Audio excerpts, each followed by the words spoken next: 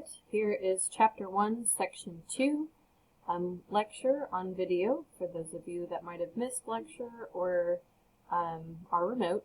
So in Section 2, we're going to be going over the nature of science.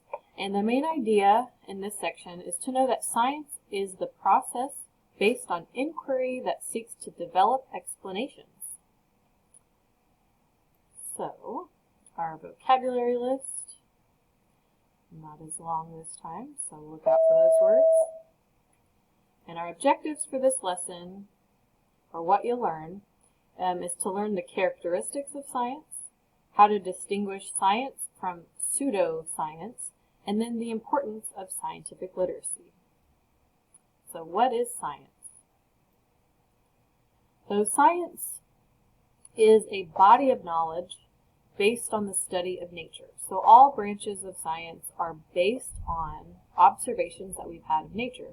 So if it's chemistry, then you're looking at the nature of matter, or physics, the nature of how things move and forces. So all science is based on nature and how the natural world works. So the nature or the essential characteristics of science is scientific inquiry. And that's just a way of saying that it's a process to gain knowledge. So scientific inquiry is a process to gain knowledge.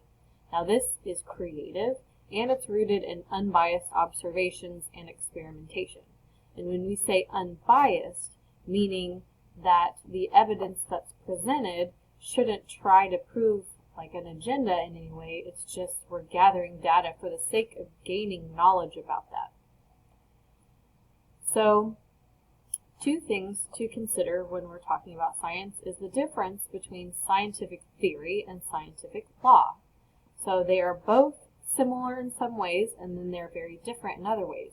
So understand a theory is an explanation of natural phenomena that's supported by repeated observations and experiments over time. Now, in our language, we like to use theory kind of casually to say, maybe as an introduction to say one's opinion, like, well, I have a theory about that. But in science, a scientific theory is actually something that's backed by several observations and experiments over time. For instance, the theory of evolution, for instance, is something that's backed by years and years and years of observations, the fossil record, and some observations of nature over a course of time. So scientific law, on the other hand, is a way that we describe relationships in nature, but we don't explain why. So the law of gravity, for instance, I could throw a book down on the ground and we notice that it falls. I'm not explaining why, but scientific law says that there's gravity there. So again, it doesn't explain why the phenomenon happens. It just is more generalized to describe relationships. Now understand, theories do not become laws, and laws are not theories. They're two different things.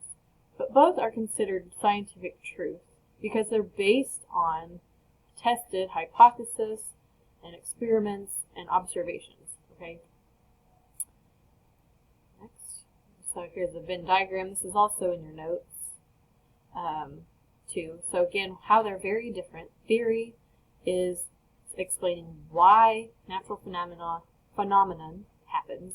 Law is summarizing that knowledge and is general statements, but it doesn't explain why. And then in the middle, again, they're both based on hypothesis.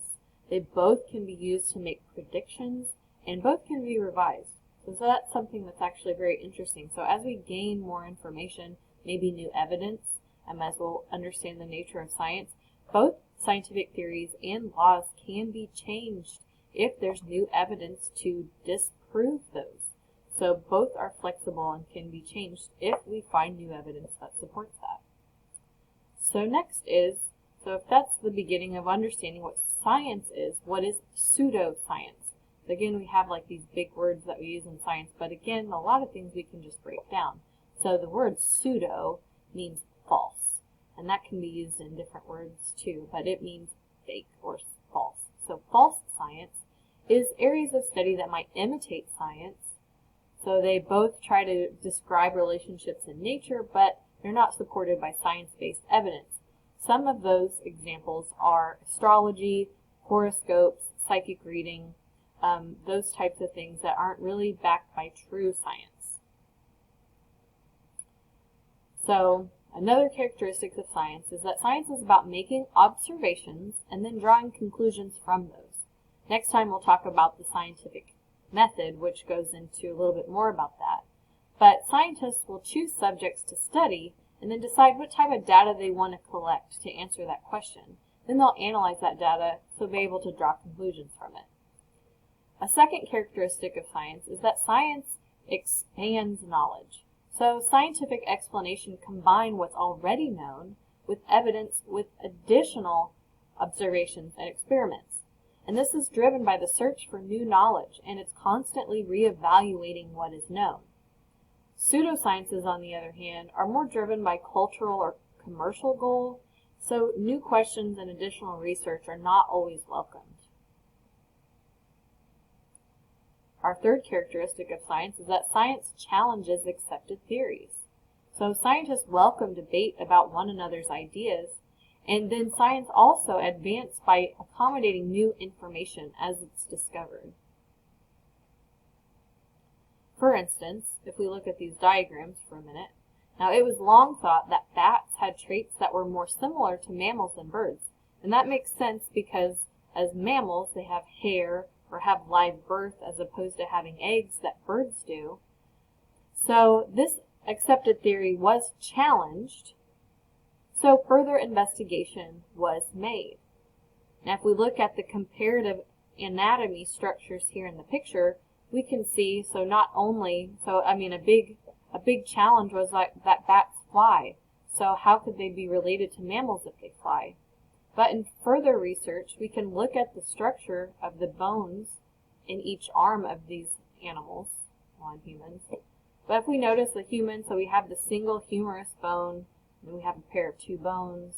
And then if you look at the fingers, now here we can see that a bat is more related to a human per se because it has 4 fingers and a thumb, 4 fingers and a thumb here, and birds only have 2 fingers.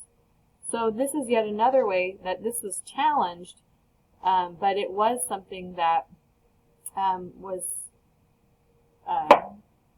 proven isn't the word, we don't use the word proven, but that this theory was challenged and this further investigation was made.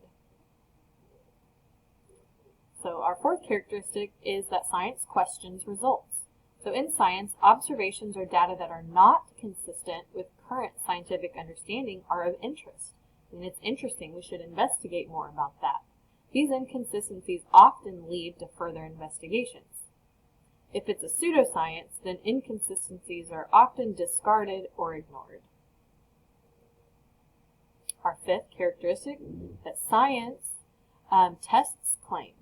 So scientists will use standard experimental procedures, which we'll talk about in our next section, and their claims are based on a large amount of data and observations, and it has to be unbiased.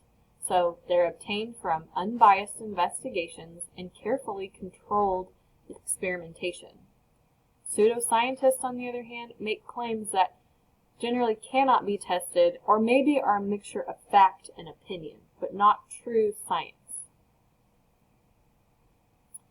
Our sixth characteristic is that science undergoes peer review. So before any scientific research is made public, science-based information is reviewed by scientists' peers. And peer review is where an experiment and the results are evaluated by other scientists. These scientists are in the same field or who are conducting similar research. So any research that goes out there, other experts in that field are going to review that before it's public, before it's published. That way they can validate the results and maybe the conclusions that are made from that research. So why is science literacy important? So in other words, why do you have to have 3 science credits before you can graduate high school? It's simple. Science is not just in the laboratory, it's in everyday life. It's all around us. Some of the shows that have been made popular in recent years are like Crime Scene Investigation, which is fictional crime solving, but like Forensic Files, Cold Case Files, some of those shows show actual forensic science being performed to solve crimes. So this is that field of science that's relatively new and something that's it's interesting, but also it's good to have, be able to understand those concepts that are being used. And that brings me to this next one. You're also bombarded all the time with the media. The media is filled with information. There's medical, scientific discoveries, new technology. Many important issues relate to biology specifically, such as the coronavirus that's happening right now, global warming, pollution, the warnings about GMO or genetically modified things. So you're going to be constantly bombarded throughout your life with a lot of science and science-related things. So even though you may not be a scientist when you grow up, being scientifically literate gives you the ability to understand and reason with basic scientific concepts. And as Neil deGrasse Tyson said, if you're scientifically literate, the world looks very different to you, and that understanding empowers you. So with that, being able to understand and reason with these basic concepts, a person who's scientifically literate will combine that basic understanding of science and its processes with reasoning and thinking skills. It'll make you a better problem solver for whatever life choices that you make later on. Okay, our next piece is learning about ethics. So scientific research is usually groundbreaking, and all scientists maybe want to be the first in their field. But there are sets of rules that we have to go by. So how do ethics, or these moral principles, apply to scientific research? So a few ethical issues that are being debated right now, so I have a list of just 4, there are several more.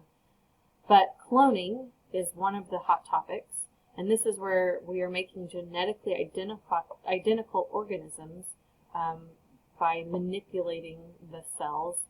Genetic engineering also is something that is of debate, and the topic is making designer babies. Can we use gene editing technology to have create babies that have certain traits, like maybe you want a certain eye color or certain height?